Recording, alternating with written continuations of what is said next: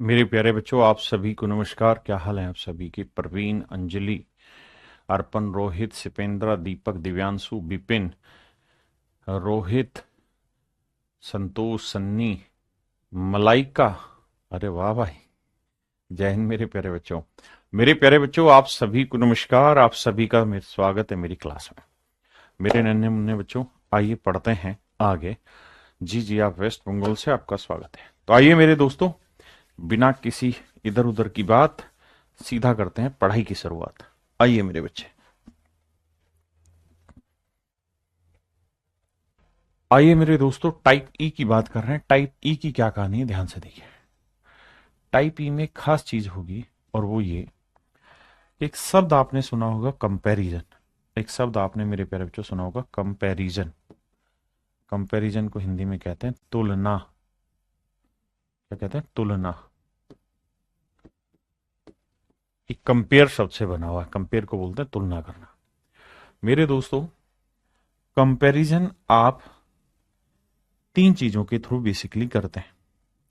सबसे पहला है परसेंटेज, प्रतिशत के थ्रू। दूसरा आप कंपैरिजन करते हैं रेशियो के थ्रू। और तीसरा आप कंपैरिजन करते हैं फ्रैक्शन के थ्रू। अगर और ध्यान से देखें तो तीनों का मतलब एक ही है, प्रतिशत, अनुपात और भिन्न। एक शब्द यहां बड़े ध्यान से देखिएगा, और ये टाइप जो है ये अपने आप में बहुत खतरनाक है, इसलिए ध्यान से इस बात को सुनिएगा। कंपेयर, कंपैरिजन करते वक्त हमें रियल वैल्यू लेने की जरूरत नहीं। लेने की जरूरत नहीं। जरूरत नहीं। मेरे दोस्तों, मैं ये कह रहा हूं कि जब भी आप कंपैरिजन कर रहे हैं तो वहां हमें रियल वैल्यू लेने की जरूरत नहीं। अब आप कहेंगे ये क्या राम कहानी लिखवाई, इस बात का अर्थ तो समझाओ। तो आ जाओ मेरे दोस्तों। मेरे दोस्तों, अगर मैं आपको ये कहूं कि भाई मेरी उम्र और आपकी उम्र में तुलना करके बताओ, मेरी एज और आपकी एज में कंपैरिजन करके बताओ, तो आप कहेंगे कि सर ना तो मुझे आपकी उम्र बताने की जरूरत है, ना मुझे अपनी उम्र बताने की जरूरत है। मैं वैसे ही कह दूंगा कि आप 2 साल के हो तो सर हम 3 साल के हैं। यानी मेरे प्यारे बच्चों, मेरी और आपकी उम्र का यहां पे कंपैरिजन हो गया, तुलना होगी। जबकि सच बात यह कि ना तो मैंने रियल एज अपनी बताई, ना रियल एज आपकी बताई, और सिर्फ इस बात के आधार पे मैंने दुनिया को बता दिया कि मैं छोटा हूं और तुम बड़े हो। ठीक है भाई? अगर मेरे बच्चे मैं आपको ये कहूं कि यार मैं तुमसे 50% तेज भाग सकता हूं, मैं तुमसे 50% तेज भाग सकता हूं, 50% तेज भागता हूं, तो इसका मतलब ये हुआ कि अगर आप जितनी देर में 100 मीटर भागेंगे उतनी देर में मैं 150 मीटर भाग जाऊंगा, क्योंकि मैं तो मैं हूं। हाँ है ना? तो मेरे दोस्तों, यहां मैंने आपको ये नहीं बताया कि आपकी स्पीड क्या है और मेरी स्पीड क्या है, मैंने नहीं बताया। लेकिन मेरे बच्चे, मैंने आपको ये बता दिया कि भैया मैं आपसे 50% तेज हूं। यानी आप कंपैरिजन कर सकते हैं दोनों के बीच में। मेरी बात समझ पाए कि नहीं? फिर से अपनी बात समझाता हूं कि परसेंटेज, जैसे मैंने कहा कि यार मैं आपसे 10% कम कमाता हूं, मैं आपसे 10% कम कमाता हूं, इसका मतलब आप 100 कमाते हैं तो मैं 90 कमाता हूं, आप 10 कमाते हैं तो मैं 9 कमाता हूं, आप 100 करोड़ कमाते हो तो मैं 90 करोड़ कमाता हूं, आप 100 अरब कमाते हो तो मैं 90 अरब कमाता हूं। मेरी बात समझ रहे हैं? यानी यहां पे ना तो मैंने आपकी इनकम बताई एक्चुअल, ना मैंने अपनी एक्चुअल इनकम बताई, लेकिन मैंने दोनों के बीच में कंपैरिजन कर दिया। ऐसे ही मेरे बच्चे, एक होता है फ्रैक्शन जिसे हम भिन्न कहते हैं, भिन्न भी तुलना बताता है। मैं कहूं कि यार मैं आपका 2/3 स्पीड से भाग सकता हूं, मैं आपकी 2/3 स्पीड से भाग सकता हूं। इसका मतलब ये हुआ कि अगर आपकी स्पीड 3 है तो मेरी स्पीड 2 होगी, आपकी स्पीड 3 तो मेरी स्पीड 2। मेरे दोस्तों, 2/3 स्पीड से भागना मतलब आपकी 3 तो मेरी स्पीड 2। तो आपने एक चीज नोटिस की कि इन तीनों ही शब्दों से हम कंपैरिजन बताते हैं, तुलना निकाल के बताते हैं। और तुलना जब जब हमें निकालनी होती है तो वहां पे हमें किसी रियल वैल्यू की बताने की जरूरत नहीं है। मतलब हमें एक्चुअल में ये बताने की जरूरत नहीं है कि मेरी उम्र कितने साल और आपकी उम्र कितने साल है, बस रेशियो के थ्रू ही मैं उस बात को डिफाइन कर दूं। तो मेरे दोस्तों आज हम जो चर्चा कर रहे हैं वो कंपैरिजन पे चर्चा कर रहे हैं, ध्यान से समझिएगा। और इस बात को समझिएगा कि जब भी हमें कंपैरिजन फाइनल में निकालना हो तो हमें कोई रियल वैल्यू लेने की जरूरत नहीं है। और इस रियल का मतलब है कांस्टेंट वैल्यू लेने की भी जरूरत नहीं है। रियल को ही आप कांस्टेंट भी कह सकते हैं। कांस्टेंट को हिंदी में बोलेंगे स्थिर कोई मान। और अच्छे से समझो तो कोई फिक्स वैल्यू लेने की जरूरत नहीं। कैसे, सवाल के थ्रू समझाता हूं। जैसे सवाल में कहता है किसी वृत्त की त्रिज्या 25% बढ़ा दी जाए, किसी सर्कल की रेडियस 25% बढ़ा दी जाए तो क्या होगा। तो मेरे दोस्तों एक बात बताओ, लेट्स से ये कोई सर्कल है, अब मैंने इसकी रेडियस बढ़ा दी और ये इतना ही बड़ा सर्कल हो गया, तो कहता है इसके एरिया में क्या परिवर्तन होगा। तो भाई 25% बढ़ा दी गई तो 25% की फ्रैक्शन क्या होगी, 1/4। बिल्कुल ठीक है। मतलब अगर पहले वाले की रेडियस 4 थी तो इसकी रेडियस 1 बढ़ गई, 25% मतलब 4 का 25% 1 बढ़ गई, तो अब रेडियस कितनी हो गई, 5।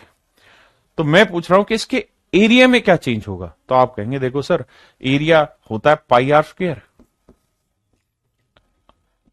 इसकी रेडियस कैपिटल आर हो गई तो मान लो पाई आर स्क्वायर, ये मान लो स्मॉल आर थी, ये बढ़ाने के बाद कैपिटल आर हो गई, तो यही तो एरिया होगा। हाँ जी, जरा चेक करते हैं आओ।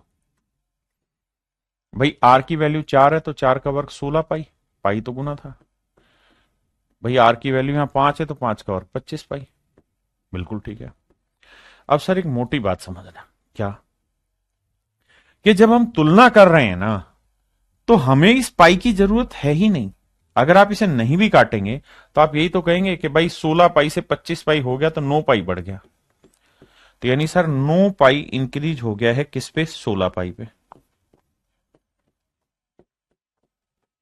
तो कितना परसेंटेज, तो पाई से पाई गया। 1/16 कितना होता है सर, 6 सही 1/4%। तो 9/16 क्या होगा, 9×6 = 54, तो ये हुआ। और सर 9/4 ये हो गया, तो यह 2 सही 1/4। तो 54 और 2 56 सही 1/4%। यानी कुल मिला के 56 सही 1/4% इंक्रीज हो गया। अब मैं कहना क्या चाहता हूं उस बात पे फोकस करिए। मैं आपको मेरे दोस्त कहना ये चाह रहा हूं कि सच मायने में हमें इसकी जरूरत थी ही नहीं। ये तो फिक्स है भाई। सर्कल छोटा है तब भी पाई की वैल्यू 22/7 ही लिया आपने, बड़ा लोगे तब भी पाई की वैल्यू 22/7 है। यानी ये तो फिक्स है हर एक केस में। और मैं यही कह रहा हूं कि अगर सवाल के आखिर में परसेंटेज पूछा है, फ्रैक्शन पूछी है, रेशियो पूछा है, यानी कंपैरिजन पूछा है, तो वहां आपको रियल वैल्यू लेने की जरूरत नहीं है, कांस्टेंट या फिक्स वैल्यू लेने की जरूरत नहीं, उसके बिना भी आपका आंसर निकलेगा। तो अगर आप मेरे बच्चे हैं तो आपको सिंपल ये लिखना था कि भाई सर्कल का एरिया आर स्क्वायर होता है। कब, जब हमें कंपैरिजन निकालना हो। तो अगर सर्कल का एरिया आर स्क्वायर होता है तो 4 का वर्ग 16 और अब रेडियस 5 होगी तो 5 का वर्ग 25, तो इंक्रीज हो गया 9, 9 का इंक्रीज 16 पे, तो कितना आंसर। क्लियर है, 2-3 सवालों के थ्रू समझ आएगा। कहता है जी रेक्टेंगल की जो लेंथ है वो 37.5% बढ़ गई, आयत की लंबाई 37.5% बढ़ गई। तो मेरे बच्चों ये बताओ, लेंथ 37.5% बढ़ी तो 37.5% की फ्रैक्शन क्या होगी। आप कहेंगे सर 3/8। देखिए आप बहुत बड़े ढक्कन है अगर आप पढ़ के नहीं आएंगे तो फ्रैक्शन को। मतलब अगर लेंथ पहले 8 थी तो अब 37.5% यानी 3 बढ़ गई। पहले पहले और अब, पहले 8 थी तो अब हो गई 3। अगर ब्रेड्थ की बात करें तो ब्रेड्थ के बारे में कह रहा है 20% घट गई, तो 20% की फ्रैक्शन 1/5, यानी 5 का 20% 1 घट गई। तो ब्रेड्थ पहले 5 यूनिट थी तो अब 1 घट के कितनी हो गई, 4। तो कह रहा है जी एरिया बताओ। तो एरिया होता है लेंथ इंटू ब्रेड्थ। तो भैया लेंथ को ब्रेड्थ से गुना करोगे 8×5 = 40, और यहां 3 को 4 से गुना करोगे 12। इसका मतलब मेरे दोस्तों यही है ना भाई, सॉरी ये माफ करना माफ करना माफ करना, बिल्कुल बिल्कुल ठीक ठीक ठीक। ये 3 बढ़ी थी मेरे बच्चे, उसने कहा था कि लंबाई 37.5% बढ़ा दी जाए, मतलब 8 में 3 बढ़ा दोगे तो 11 हो जाएगी। मैं माफी चाहता हूं, आई एम सॉरी। और 20% मेरे प्यारे बच्चों घटाने की बात कर रहा है, तो हमने 5 का 20% 1 घटा दिया, तो पहले एरिया था 40, अब एरिया हो गया 11 चौक 44। तो भैया एरिया में क्या चेंज हुआ? तो सर 4 बढ़ गया एरिया। कितने पे सर? 40 पे। तो 100 पे कितना? काट पीट यहीं करने की कोशिश करो। 4 एकम 4, 4 ढाई 40, 1/10, 1/10 होता है 10%। ये मेरा आंसर।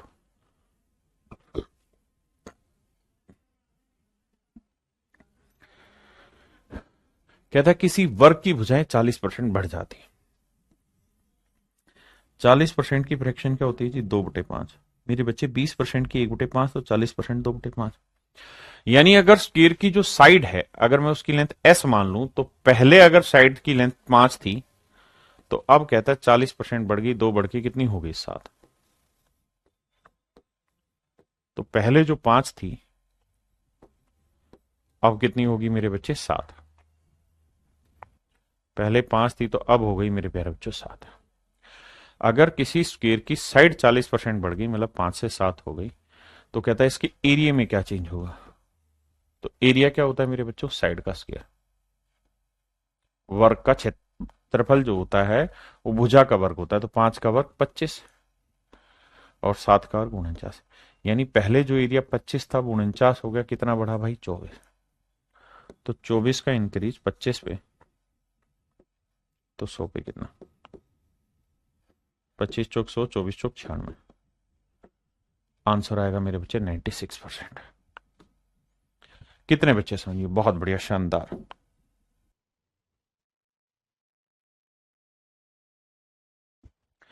किसी लंबवर्तीय बेलन की आधार त्रिज्या 40% बढ़ा दी जाए और इसकी ऊंचाई 37.5% घटा दी जाए। देखो मेरे बच्चे, हमें ये समझना होगा कि बेस रेडियस 40% बढ़ा दें तो 40% की फ्रैक्शन क्या हो गई जी? 2/5।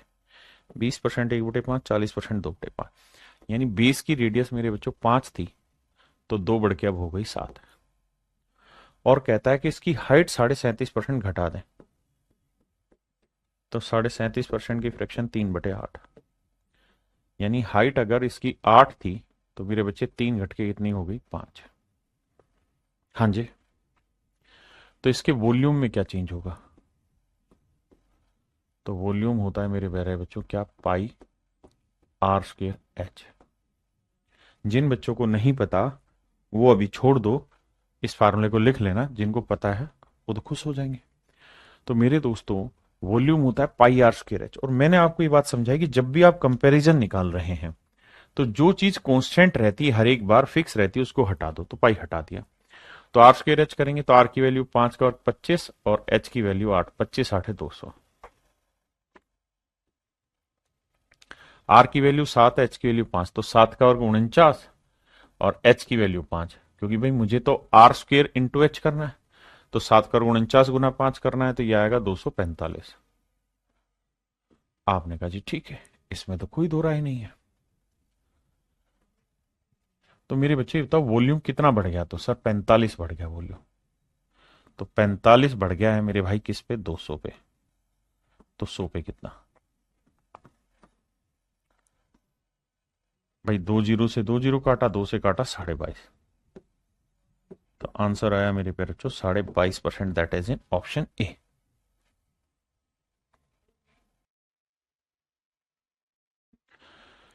हजार जी रहे हैं, आइए मेरे प्यारे बच्चों सवाल करना शुरू करते हैं। पांचवा, ध्यान दीजिए। क्वेश्चन में कह रहा है the length breadth and height of a cuboid are decrease and increase by this percent. तो भैया 5% का फ्रैक्शन कितना हुआ रे? ए लल्ला 1/20। तो इसका मतलब क्यूबॉइड की जो लेंथ है मेरे प्यारे बच्चों, वो 20 से 19 हो गई। ब्रेड्थ भी कह रहा है 5% घट गई, तो 20 से 19 हो गई। लेकिन कह रहा भैया जी उसकी जो हाइट है, लेंथ ब्रेड्थ तो डिक्रीज हुई, माइनस माइनस, और हाइट बढ़ी 20%। तो भैया 20% का फ्रैक्शन क्या हुआ? 1/5। यानी अगर हाइट मेरे प्यारे बच्चों 5 थी, तो अब एक बढ़ के कितनी हो गई? 6। कह रहा वॉल्यूम में बताइए क्या चेंज होगा? तो ये बात अगर आपको पता है तो बहुत अच्छा। वॉल्यूम होता है length into breadth into height. Length into breadth into height. तो देखो यार, 20 गुना 20 करोगे 400, 400 गुना 5 करोगे 2000। तो लेंथ ब्रेड्थ हाइट आएगी 2000। हाँ जी, इन्हीं को मैं दूसरे तरीकों से भी एक्सप्लेन करूंगा बट ऑन लेटर टाइम। अब आ जाइए यहाँ, 19 को 19 से गुना करेंगे 361, 361 को 6 से करेंगे, 6 एकम 6, 6 छिंग 36 और 6 ती 18 और 3 21, 2166। हाँ जी, अब भैया कितना बढ़ गया है? तो 166 बढ़ गया है वॉल्यूम। कितने पे भैया? 2000 पे। तो 166 का इंक्रीज है 2000 पे, तो 100 पे कितना? नजर जा रहे हो 83/10 आया, 2 से काटा तो, यानी आंसर आया 8.3%। 8.3% मेरे प्यारे बच्चों मेरा सही उत्तर। 8.3% मेरा सही उत्तर है। Sir why not class open in iPhone? Lalit Baghel भाई, आईफोन में भी क्लास ओपन होती, क्या बात कर दी?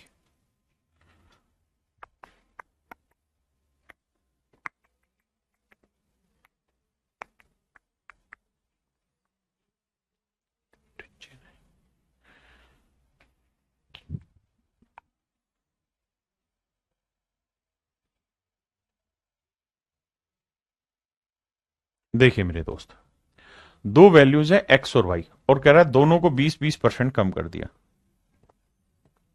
तो 20% की फ्रैक्शन 1/5, और ध्यान रखना कम किया है। एक्स की वैल्यू 5 से एक घट के कितनी हो गई? 4। और वाई की वैल्यू भी मेरे दोस्तों 5 से एक घट के कितनी हो गई? 4। तो सवाल में कह रहा है कि X into Y square, X into Y square, इसकी कहानियां सेट करो। एक्स इंटू वाई स्क्र, ध्यान देना। तो एक्स की वैल्यू 5 रखेंगे और वाई की वैल्यू 5 का वर्ग 25, 25 पांजे 125, यानी पहले जो रिजल्ट 125 था अब कितना हो गया? एक्स की वैल्यू 4 और वाई की वैल्यू 4 का वर्ग 16, 16 चौको 64। अब ध्यान से मेरी बात को सुनिएगा, मतलब पहले जो वैल्यू 125 थी अब 64 हो गई, कितने की कमी हो गई? 61 की। 61 की कमी 125 पे, तो 100 पे कितनी? 25 चौक 100, 25 पांजे 125। अब देखो 5 से काटेंगे, 5 12 60 और 5 दूनी 10, 4 से गुणा करोगे 4 दूनी 8, 4 दूनी 8, 4 एकम 4, 48.8%। दैट इज इन ऑप्शन सी।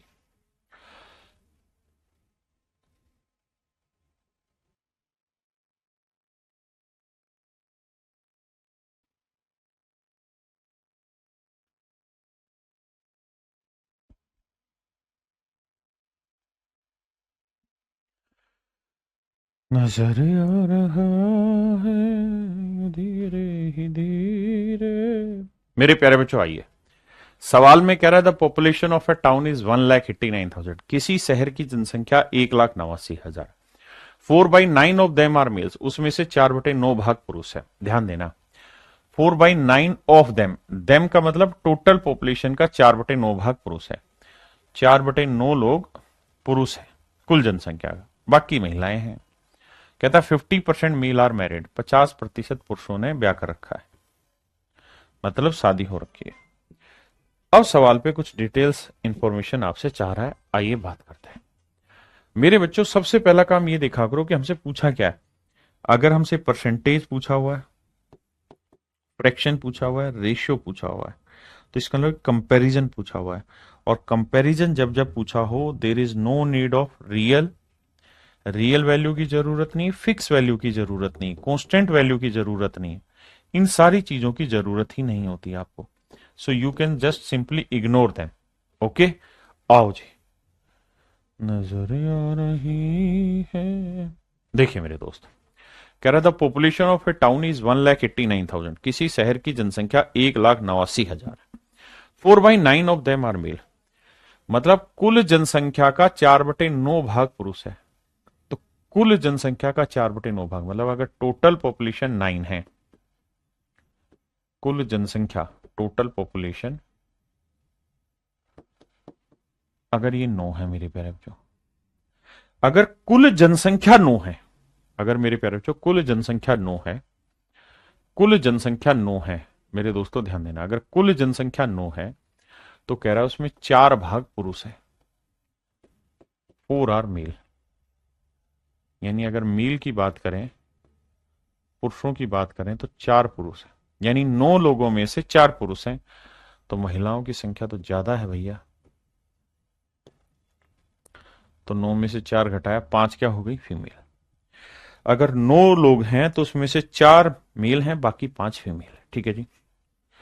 अब अगली लाइन में कह रहा है कि भैया इसमें कुछ शादीशुदा भी हैं, और शादीशुदा की बात कर रहा है कि भाई 50% लोग शादीशुदा है, 50% ऑफ द पॉपुलेशन, नहीं 50% मेल्स आर मैरिड, 50% पुरुष शादीशुदा है। तो मेरे दोस्तों 4 पुरुष हैं, 4 का 50% दो शादीशुदा है। अब मेरे बच्चों बात हो रही है एक शहर की, एक शहर की। तो तय है कि उस शहर में जो 2 पुरुष शादीशुदा हैं उनकी औरतें भी तो होंगी, और वो उसी शहर में रह रही होंगी। ऐसा थोड़ी है कि 2 आदमियों की शादी हुई, औरतें कहीं और होगी दूसरे शहर में। नहीं, मानना यही होगा कि सर अगर 2 पुरुष शादीशुदा हैं तो ये हुए होंगे किससे भैया? 2 महिलाओं से, यानी महिलाओं में 2 ही महिलाएं शादीशुदा हैं, यानी 5 में 2 महिलाएं शादीशुदा है। ये अर्थ मेरे प्यारे बच्चों हमें इसका निकालना पड़ेगा, वरना बात नहीं बनेगी। अब पहला सवाल लेते हैं। पहले सवाल में क्या कह रहा है भैया? कह रहा प्रतिशत विवाहित जनसंख्या ज्ञात करें, मतलब जनसंख्या में विवाहित कितना परसेंट है बताइए।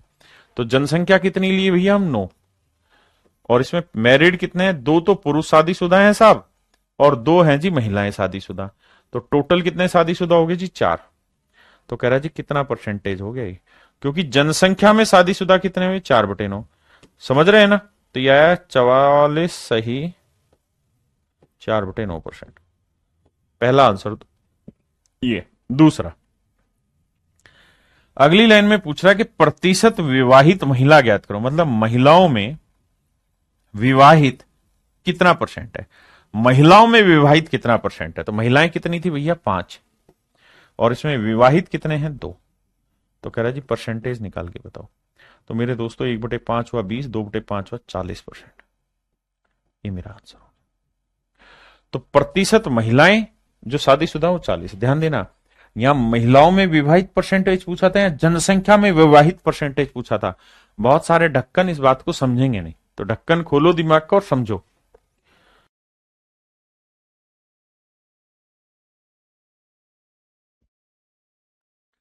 देखिए दोस्त, सवाल में कह रहा है एक व्यक्ति अपनी आय का 60% खर्च करता है। देखो भैया, ये है उसकी इनकम, ये है उसका एक्सपेंडिचर, और जो बचा वो बचा मेरे प्यारे बच्चों उसकी सेविंग। यानी इनकम में से एक्सपेंडिचर हटा देंगे तो बचेगी सेविंग। सवाल में कह रहा है कि भैया 60% खर्च करता है, तो 60% की फ्रैक्शन क्या हो गई जी? 3/5। या चलो 100 ही लेके समझाता हूं ताकि बात समझे। कहता है 60% खर्च करता है, मतलब अगर 100 रुपए कमाएगा तो 60 रुपए तो खर्च ही कर देगा। तो बचत कितनी होगी भैया? 40। आप कहें जी हाँ समझ गए। अब कह रहा है कि अगर उसकी इनकम 15% बढ़ जाए, अगर उसकी इनकम 15% बढ़ जाए, if his income is increase by 15%, income 15% बढ़ गई। तो मेरे बच्चे इनकम 15% बढ़ाओगे तो 100 का 15% 15, 15 बढ़ के हो गई 115। और कह रहा है जी खर्चा भी 15% बढ़ गया, तो 60 का 15% कितना हुआ? 15 छिके 90। भाई 60 का 15% निकाल लो। 15% की फ्रैक्शन होती 3/20, तो मन मन में निकालो भाई, 20 3 60, 3 3 9। तो खर्चा बढ़ गया 9, तो यानी खर्चा हो गया 69। अब मेरे दोस्तों वो कुल मिला के 115 कमा रहा है भैया, और खर्च कितने कर रहा है? 69। तो 115 में से 69 घटा दो यार। तो 15 में से 9 गया 6, यहां 10 में से 6 गया 4, 46। तो हम ये कह सकते हैं कि सर उसकी जो बचत है वो 46 है। उसकी बचत कितनी होगी भैया? 46 है। तो उसकी बचत पहले थी 40, अब हो गई 46, कितनी बढ़ गई? 6। एक चीज और भी ध्यान रखना, ये बात आप यहां से भी निकाल सकते थे कि भाई इनकम 15 बढ़ी, खर्चा 9 ही बढ़ा, तो 15 में से 9 खर्चा हटा दिया तो बाकी 6 क्या बढ़ जाएगी? बचत। लेकिन कह रहा है परसेंटेज बताओ, तो भाई 6 की बचत बढ़ी किस पे? 40 पे। तो 100 पे कितना? आप कहेंगे 2 तिया 6, 2 20 40, 1/20 5%, तो 3/20 15%। यानी उस आदमी की इनकम 15% बढ़े, खर्चा 15% बढ़े, तो उसकी बचत भी मेरे बच्चों 15% बढ़ जा रही है। हाँ है ना महेंद्र भाई? देखो, महेंद्र भाई ने कमेंट करे 3। पहला कमेंट किया राधे राधे, फिर लिखा बोलो तो कुछ, फिर आगे लिखा राम राम, फिर आगे लिखा महेंद्र भाई ने राकेश सर की जय हो। अरे मेरे महेंद्र भाई, मान जा, धरती पे टिक जा, पढ़ ले। अगर आप इस बात पे विश्वास करते हैं कि मैं आपके कमेंट पढ़ूं और आपको एंटरटेनमेंट दूं, तो मेरे बच्चे उससे आपका सिलेक्शन नहीं होगा। ये बात ध्यान रखना। सिलेक्शन के लिए कमेंट जरूरी नहीं है। आपके डाउट होंगे वो मैं जरूर पिक करूंगा जो कर रहा हूं। दूसरा, मैं पढ़ाते हुए मैं रजनीकांत तो हूं नहीं कि यूं यूं लिखता रहूं, यूं लिखता रहूं, तुम्हारी तरह देखता रहूं, यूं यूं करता रहूं। ऐसा तो हो नहीं सकता भाई, हूं तो आदमी है। तो फिर मैं इधर देख रहा हूं, इधर लिख रहा हूं, तो इधर ही देख रहा हूं यार। तो समझा करो भाई थोड़ा।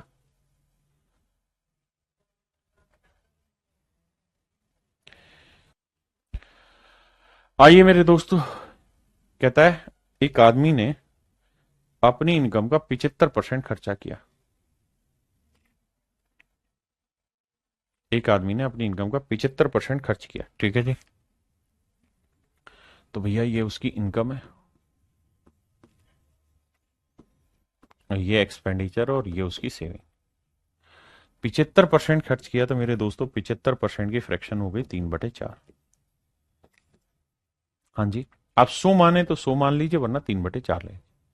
100 माइनस 75% खर्च किया तो बाकी 25% बचत किया।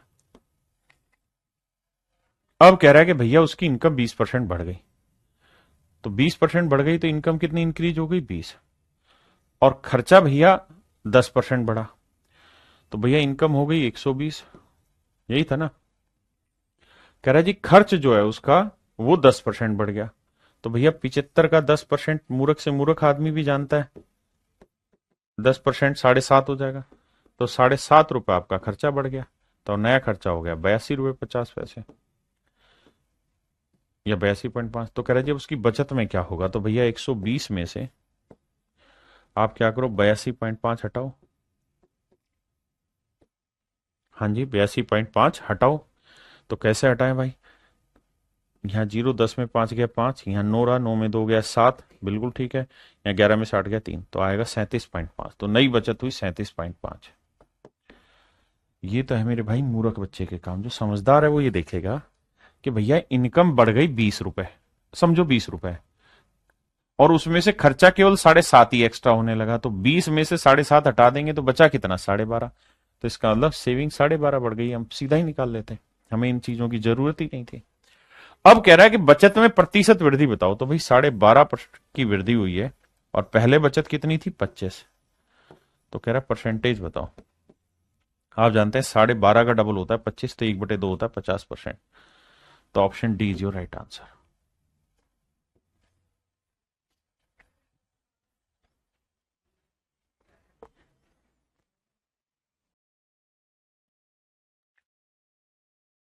देखिए मेरे भाई, जो मूर्ख बालक होगा वो क्या करेगा? वो 8,550 के साथ कुश्ती करेगा। वो क्या करेगा? वो लिखेगा कि उसकी इनकम जो है वो है 8,550 रुपए। उसका जो खर्चा है वो उसने दे रखा है कितना? 5700 रुपए। और फिर घटा के लिखेगा उसकी बचत। फिर इनके परसेंटेज कैलकुलेट करेगा, 19%, 13%, उसमें बावला हो जाएगा। आपको ये सब काम नहीं करना। आपको दो चीजों पे नोटिस देना है। पहली चीज ये कि आपसे पूछा क्या है? सर परसेंटेज चेंज पूछा हुआ है।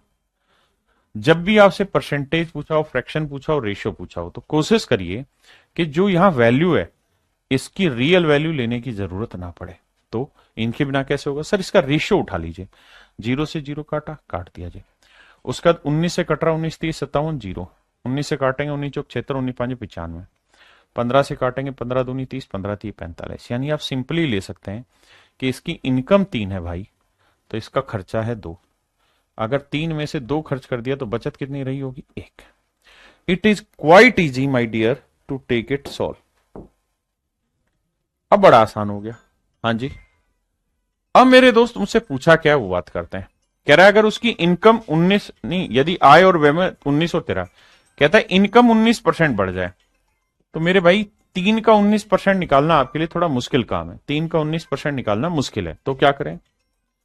इसको मान लेते हैं 300, इसे मान लेते हैं 200, इसे मान लेते हैं 100।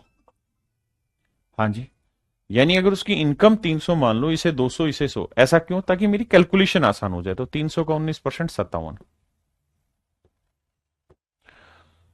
और खर्चा कितना बढ़ जाए जी? 13%। तो 200 का 13% 26। अब मेरे बच्चे एक बात बताओ, अगर उसकी इनकम जो है वो 57 यूनिट बढ़ चुकी है और खर्चा मात्र 26 यूनिट बढ़ा है, तो भैया कितनी इनकम ज्यादा बढ़ी? तो 57 में से 26 घटा दोगे तो ये आएगा 21। तो इसका मतलब ये हुआ कि उसकी जो बचत है वो मेरे बच्चों 21 यूनिट बढ़ जाएगी। बचत जो है मेरे प्यारे बच्चों कितनी बढ़ जाएगी? 21 यूनिट बढ़ जाएगी। तो कह रहा है बचत में प्रतिशत परिवर्तन ज्ञात करो। तो मेरे बच्चे 21 ही आए ना, 21 या 7वें चलिए 31 आए, 5 में 2 गया 3, 31, माफ करिए 31। तो बचत बढ़ेगी 31। तो 31 का इंक्रीज हुआ सेविंग में किस पे? 100 पे। तो परसेंटेज बताइए कितना?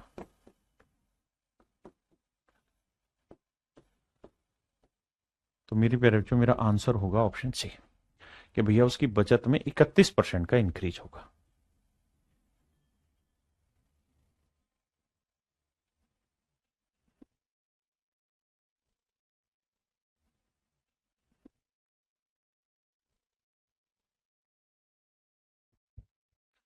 कह रहे जी एक आदमी की इनकम 13,500 रुपये और खर्चा 9,000।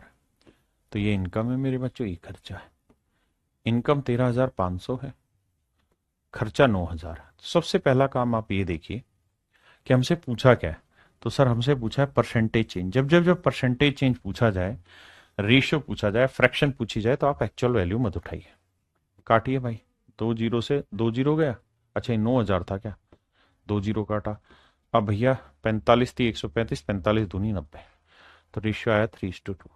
मतलब इनकम 3 है तो खर्चा 2, तो बचत कितनी हुई भाई? 1। 300, 200, 100। किसी भाई ने कोई लोड लगाए थे? नहीं। अब लड़ाई आगे लड़ते। अब मेरे प्यारे बच्चों आ गया है, अगर उसकी इनकम 13% बढ़ जाए तो 300 का 13% 39, और उसका खर्चा मेरे भाई 9% बढ़ जाए तो 18। तो कह रहा फिर उसकी बचत में प्रतिशत परिवर्तन बताइए। तो आप ये देखो यार, 39 इनकम बढ़ी, खर्चा 18 ही एक्स्ट्रा गया, तो बचत कितनी एक्स्ट्रा हो गई? मतलब इनकम कितनी एक्स्ट्रा रह गई? 21। तो जो 21 एक्स्ट्रा रही है वो भी बचत। और आप ये बात जानते हैं कि 100 पे कोई चीज ही तो परसेंटेज कहलाता है। तो आंसर होगा मेरे दोस्तों 21%।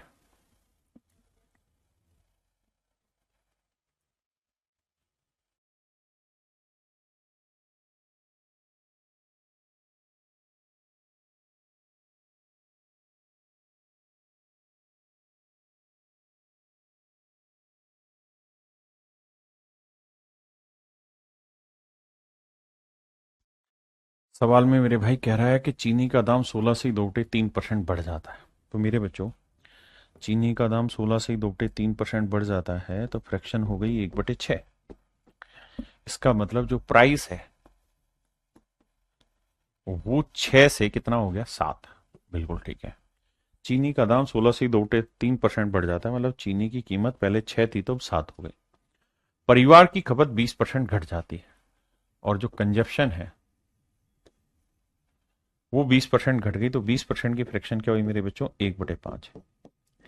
यानी खपत 5 थी तो 1 घट के कितनी हो गई? 4। आपने कहा सही।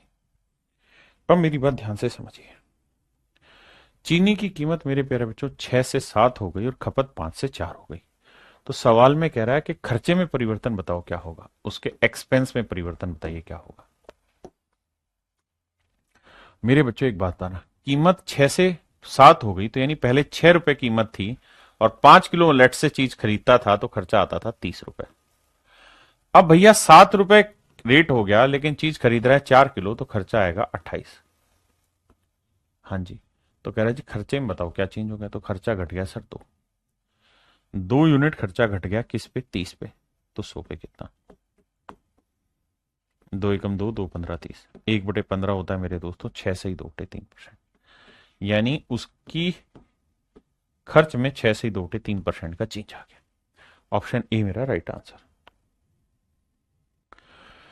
मेरे बच्चों सवाल में कह रहा है कि sale of a cinema ticket is increase by 57:1/7%। किसी सिनेमा के टिकटों की बिक्री 57 सही 1/7% बढ़ गई।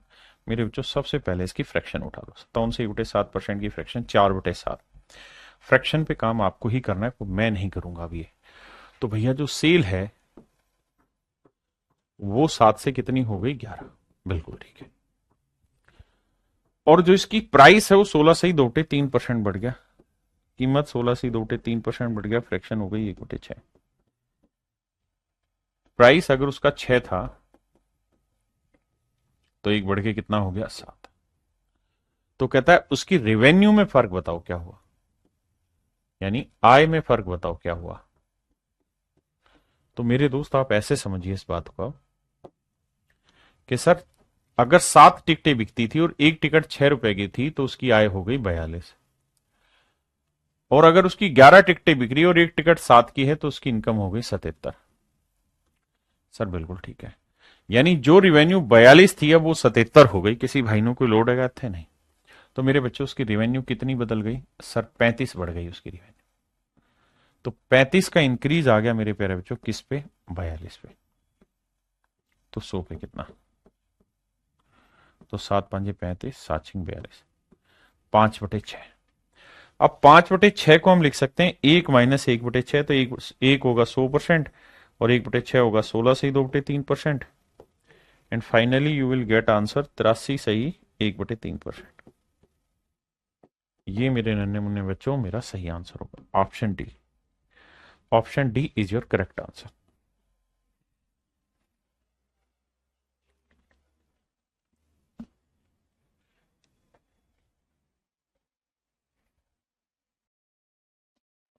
देखिए यार, एक व्यक्ति किसी संख्या को 3/5 के स्थान पर 7/4 से गुना कर देता है। मेरे प्यारे बच्चों मान लीजिए ये कोई नंबर है और इस नंबर को 3/5 से गुना करना था, लेकिन गुना किससे कर दिया इसी नंबर को, 7/4 से। ये गलत किया और ये सही था। A man multiplied A number by 7/4 instead of 3/5। अब मेरे दोस्तों मुझसे पूछा क्या हुआ, परसेंटेज चेंज, परिवर्तन पूछा हुआ है। परसेंटेज चेंज इन नंबर, ये जो नंबर है उसके अंदर प्रतिशत परिवर्तन क्या होगा ये पूछा हुआ है। तो हमें एक बात समझनी है कि यार ये नंबर कांस्टेंट या फिक्स है। यहां पे भी वही नंबर है, यहां पे भी वही है। तो अपनी मर्जी से कोई भी एक ऐसा नंबर ले लेते हैं जो 5 से भी कट जाए और 4 से भी कट जाए। तो 5 और 4 कैल्सियम क्या हुआ, 20। तो यहां ले लेते हैं 20। यानी सर हम जिस नंबर की बात कर रहे हैं वो 20 है। जिस नंबर की बात कर रहे हैं वो क्या है, 20। तो 5 को 20 से काटते 4, 4 3 12 आ जाता। 4 को 20 से काटते 5, 5 7 35 आ जाता। तो मैं यहां कहता कि यार पहले जो गिनती 12 थी अब वो 35 हो गई, मतलब कैलकुलेशन 12 से 35 हो गई। कितना इंक्रीज हुआ, 23 का। तो सर 23 का चेंज आ गया किस पे, 12 पे। तो 100 पे कितना, तो इसे लिखेंगे 12 दूनी 24, 2 - 1/12। तो देखो 12 दूनी 24, 2 - 1/12, 2 का मतलब 200%। और भाई 1/12 का मतलब 8 सही 1/3%। 200 में से 8 घटाएंगे मेरे भाई, क्या बचेगा, 191 सही कहीं है, ये रहा। 191 सही 2/3% मेरा राइट आंसर हो।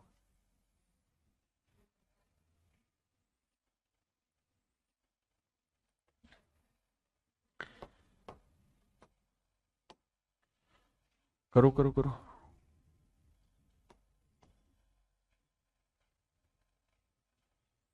देखो यार सवाल में कह रहा है कि एक नंबर को 5/3 से मल्टीप्लाई करना, लेकिन गलती से इसे मल्टीप्लाई कर दिया 3/5 से। तो बताओ रिजल्ट में क्या कहानी, ये सही था ये गलत है। तो नंबर ऐसा मान लेते हैं जो 5 से भी कट जाए और 3 से, तो 15। 3 5 15, 5 5 25, यानी कैलकुलेशन आ गई 25। मतलब आनी चाहिए थी 25 और आई कितनी भैया, 5 3 15 9। तो आनी चाहिए थी 25, आई है 9, तो कितने की कमी होगी भैया, 16 की। तो 16 की कमी है मेरे दोस्त 25 पे, तो 100 पे कितना। तो आंसर होगा मेरे दोस्त 64%। देखना भाई 16 की कमी यही है ना, तो इसके ऑप्शन में मिस्टेक है। Just make a correction in the option. and everything is okay.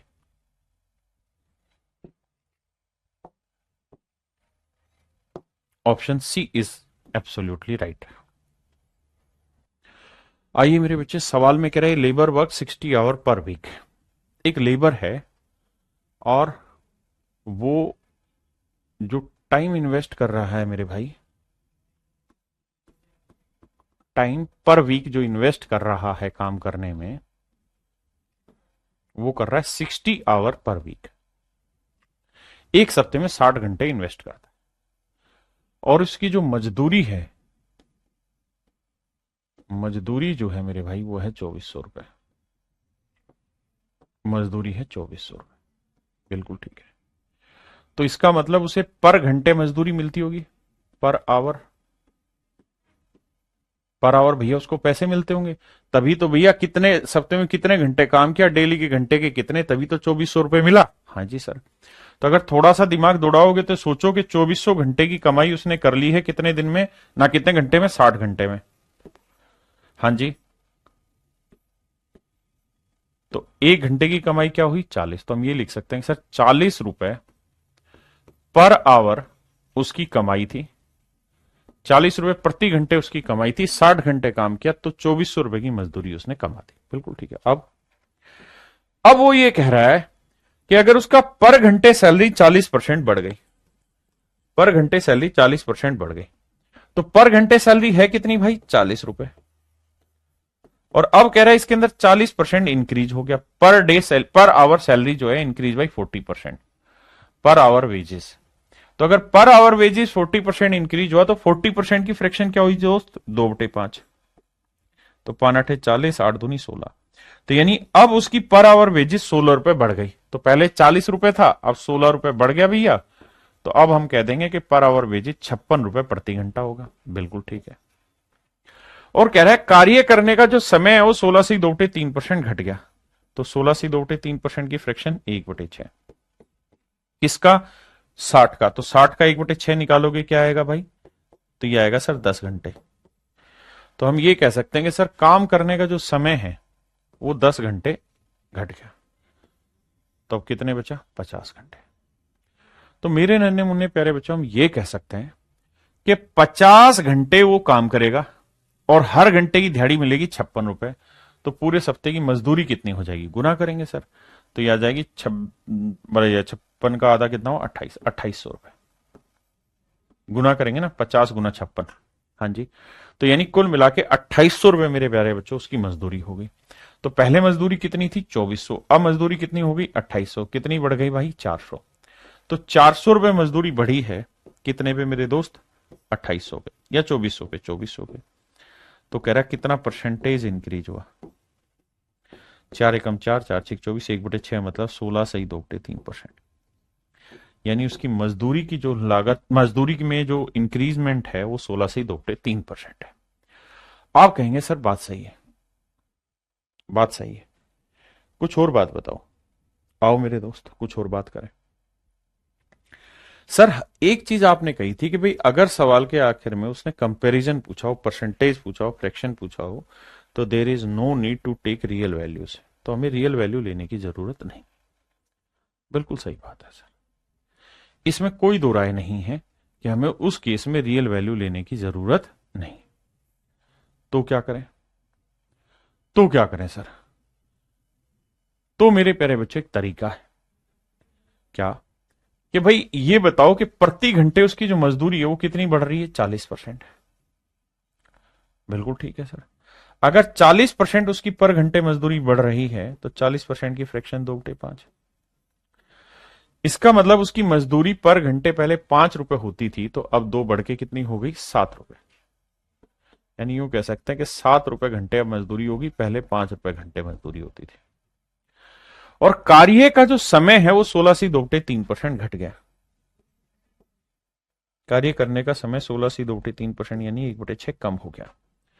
मतलब अगर वो पहले 6 घंटे काम करता था तो अब 1 घंटे कम 5 घंटे हो गया।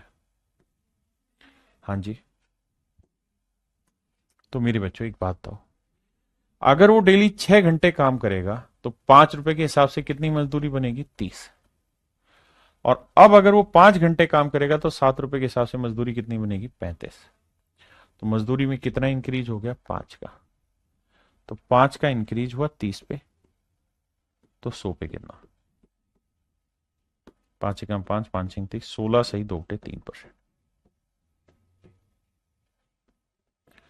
मजदूरी में 16 सही 2/3% का इंक्रीज हो गया। क्या किसी भाई को दिक्कत है? जल्दी से बताइए। लेकिन मेरे प्यारे बच्चों, ये तरीका गलत है। ये तरीका गलत है। आंसर इस तरीके से सेम आ रहा है, लेकिन तरीका गलत है। तरीके में गलती क्या हो, ध्यान से समझिए। पीछे भी एक सवाल आया। जैसे मान लीजिए मैंने एक सवाल दिया आपको, बड़े ध्यान से मेरी बात समझना, कि यार एक आदमी है और वो अपनी इनकम का, बड़े ध्यान से समझना, वो अपनी इनकम का, उसकी इनकम 15% बढ़ जाती है। इनकम 15% बढ़ जाती है, खर्चा भी 15% बढ़ जाता है। और मेरे प्यारे बच्चों, तो बताओ उसकी सेविंग में क्या चेंज होगा? बढ़ेगी, घटेगी, क्या होगा और कितना परसेंटेज चेंज होगा? तो अगर आप इसी तर्ज पे काम करेंगे तो आप ये कह देंगे कि इनकम 15% बढ़ गई, तो 15% का मतलब 3/20, यानी इनकम 20 थी तो 3 बढ़ के कितनी हो गई? 23। और खर्चा भी 15% बढ़ गया, तो 15% तो यानी 20 से कितना हो गया? 23। तो भैया 20 ही कमा रहे थे, 20 ही खर्च कर रहे थे, तो बचत 0 थी। अब 23 ही कमाया, 23 ही खर्च किया, तो बचत 0 हो गई। ऐसे तो आप निकाल ही नहीं पाएंगे। मेरे प्यारे बच्चों, मेन चीज पता है क्या है? मेन चीज है ये इनिशियल रेशियो मेंटेन करना। आपको याद होगा ये सवाल जब कराया था तो उसमें लिखा हुआ था कि एक आदमी अपनी इनकम का 20% खर्च करता है। तो 20% की फ्रैक्शन आप लेते 1/5, या यूं कहते हैं कि भाई 100 रुपए कमा रहा है तो 20 खर्च कर रहा है ना, 80% था कि 80% खर्च कर रहा है। तो 80% यानी 80 का खर्चा कर रहा है, तो बचत कर रहा है 20 की। हाँ जी, यानी ये रेशियो जरूरी था। अगर आप इस रेशियो को भूल जाएंगे तो नहीं होगा। अब 15% इसका निकाले, 15% इसका निकाले, तो आपका आंसर सही आएगा। मैं फिर से अपनी बात समझाता हूं। मैं आपको यह कहना चाह रहा हूं कि जो उसने बेसिक आइडेंटिटी दी है ना, उसको इग्नोर मत कर देना सवाल में, उसको रखना जरूरी है। जैसे इस सवाल की अगर हम बात करें तो इस सवाल की बेसिक आइडेंटिटी क्या थी? कि भाई 60 घंटे हर वीक काम कर रहा है, बिल्कुल ठीक है, 60 घंटे काम कर रहा है और 2400 रुपए उसकी मजदूरी आ रही है पूरे सप्ते की। तो यहां से अगर आप काटोगे तो आप देखोगे 60 × 40, 60 × 40, 2400 रुपए आया। मेरी बात समझ रहे हो कि नहीं समझ रहे हो? 60 × 40 क्या आया? 2400। मेरी बात क्लियर हुई कि नहीं हुई आप लोगों को यहां पे? तो हमें यह देखना होगा कि यार ये रेशियो मेंटेन करना होता है, 20 30 60, 20 दूनी 40, तब जाके वो सारी कहानी सेट होती है। एम ही मत कर देना कोई भी चीज। एक दो और एग्जांपल लेके इस बात को समझाता हूं, रुको। मेरे प्यारे बच्चों, आप सभी को नमस्कार। आज के लिए इतना ही, बाकी कल मिलते हैं। Thank you.